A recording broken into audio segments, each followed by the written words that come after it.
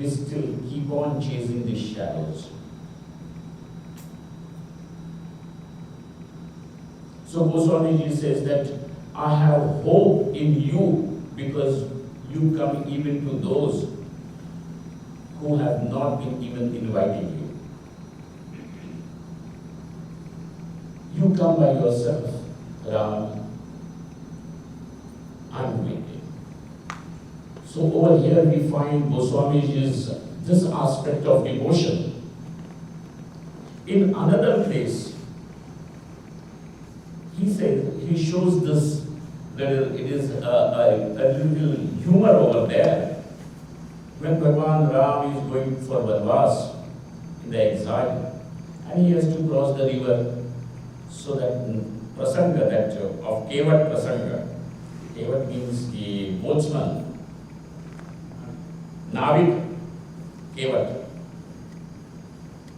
You must have all heard it sometime.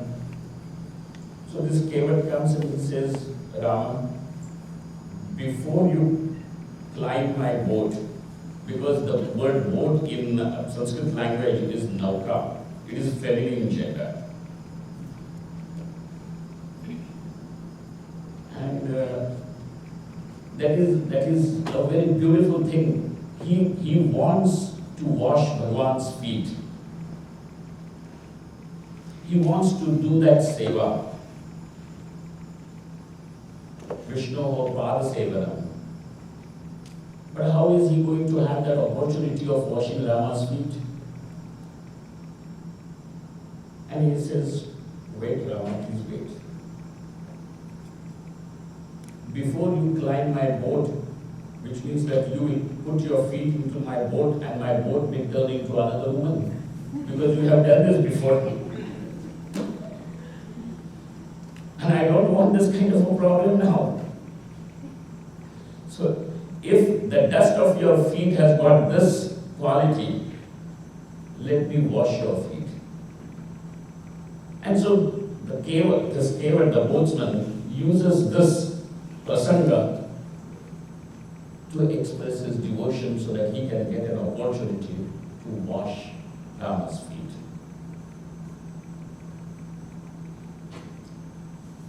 Ahalya comes at a time when Vishwamitra has finished the sacrifice, the fire ritual which was getting done, the yajna, in his ashram, and Rama Lakshmana has protected it. Vishwamitra has given all the Astra Shastra Vidya to Rama. And now there is an invitation from Mithila that there is a yajna which is called as the Shivadhanushya Yajna, in which Janaka has announced that anybody who is able to string the bow of Lord Shiva will be the groom that Sita will choose. And Vishwamitra says that all the sages over here, the ashram people have been invited, Rama, might as well you follow me. You come along. And for Rama and Lakshmana, okay, there is some sort of a function that we have to witness, and they are following Vishwamitra. On the way, they come across a very barren place in middle of a forest. Something so barren that there is no human being. Though it is an ashram, there is no human being. Forget any human being, there are no animals, not even scorpions or ants or snakes or any kind of reptiles over there. Nothing there, no insects also. In such a barren place, there is just one rock sitting in the center. And Rama asks Vishwamitra, what is this? Vishwamitra says, this is Gautam Muni's ashram.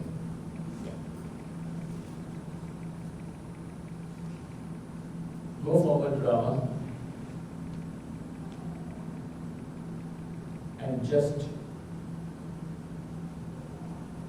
touch that rock with your foot. That is the story. And the story simply comes that from that rock-like thing, Ahalya emerges with tears rolling down her eyes. The entire history flashes over there. And she says that, Rama, though that you have come over here now, I seek one blessing from you. And the blessing is that may I have Anapalini Bhakti. May I have such devotion which never depletes, which never gets diluted. Apaya means some sort of harm or some sort of a loss, which never gets lost. It ever keeps on increasing. May I have that devotion. Bhagavan has not even said that what do you want. But she says that nothing doing. Now that you are here, might as well, this is my opportunity, I am going to ask. He does not say varam duhi, ask for a boon, varam, no. And she says that duty. And even before this happens, on the way to Vishwamitra's ashram, we come across yet another female character that Sri Rama encounters, comes across, and that is Tataka. Now over here, we find something that is common between these two.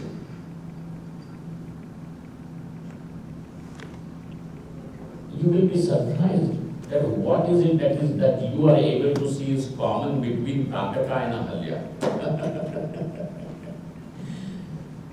No sooner Rama and Lakshmana along with Vishwamitra enter the Dandakaranya where the ritual is going on, this Tataka Rakshasi, she smells like human flesh, Rama and Lakshmana, and she comes rushing to kill them, to eat them up.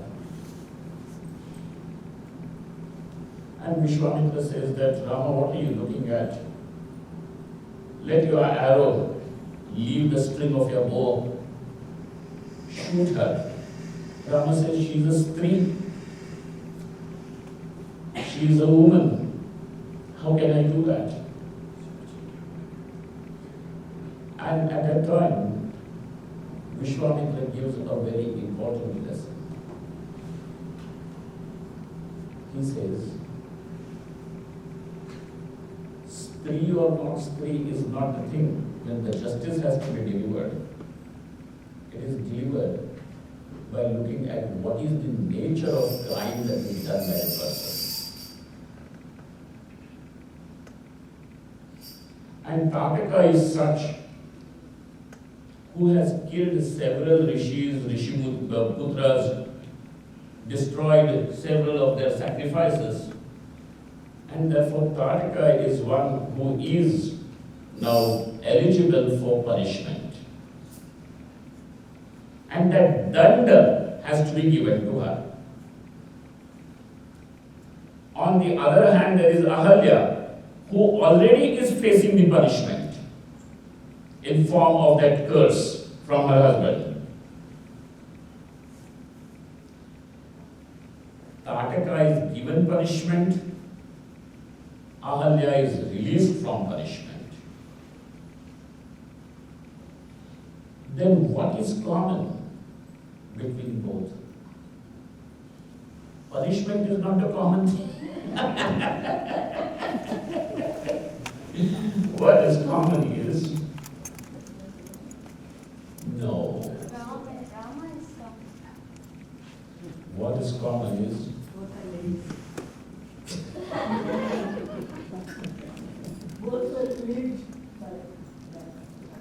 both of them attain liberation. Ways may be different. Both of them attain. Tataka is incapable of doing it by herself. Tataka cannot put her hands together. A prayer cannot rise from her lips. Ahalya, at the very sight of Rama, has tears rolling down her eyes with her folded hands. In fact, she has to collect herself. She is trembling, shaking, overjoyed. She has to bring herself together in order to even offer her prayers to Rama. Whether it is Kartika or whether it is Ahalya. Both of them are extremities of of a woman. Here is one who is extremely destructive and has nothing to do with the civilized world. And a woman is, if you ask any anthropologist, he is bound to tell you that when did the civilization really start? From which point? What was that point from where we human beings started getting civilized? And that point of civilization is from where we began the agriculture. Where we understood that yes, a seed can be thrown in the ground, and from the same seed now we can have the grains and the fruits and the flowers. But this was not a man's discovery. He will tell you that it was a woman's discovery. They were left behind in those caves to take care of the children, and these men would go hunting rabbits, whatever. Looking for food, and a woman started creating food. She started creating food, so women is the point from where the civilization starts. And the name Ahalya is also indicative of this fact. Hala means plow. A plow. Hala means the plow by which the farming, it is very important in agriculture. Ahalya means where the earth where the plow has yet not been used. The plow has yet not been used. So somewhere there is an indication of this very important passage of humans becoming civilized. And this is the Dakaranya. Well then, what happens further is that here is Kartika, who is ferocious, and here is Ahalya, who is all in for making the Grihasthashram, for creating a home. Here is a Kartika who is destroying homes, and here is Ahalya who creates homes.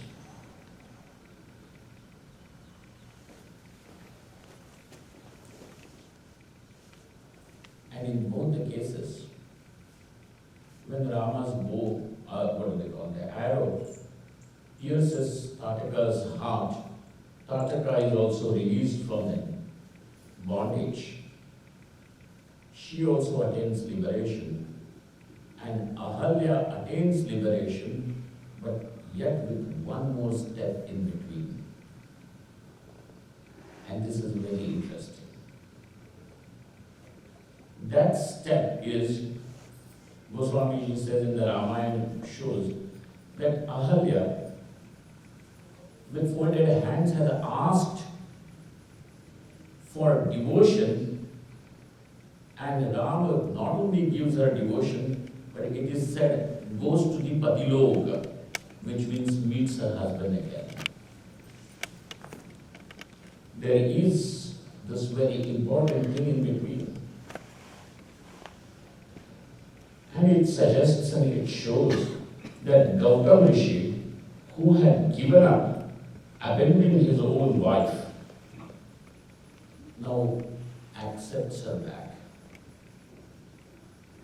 And so there is auspiciousness everywhere.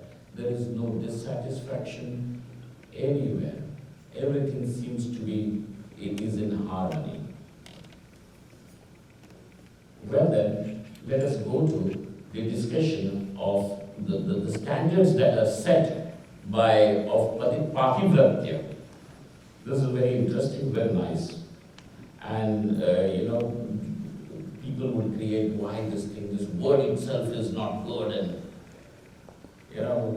we women are made to hear this Pativrata. Rama is also Pativrata. Rama is also Pativrata. But anyways, so Anasuya over here instructs Sitaji. She says, Matu pitu dhata hitakari mitapradat surusavaraja kumari amita dani bharata vaidehi adama sonari jo sevana tehi. We have several relationships. I mean, a woman will, anyone,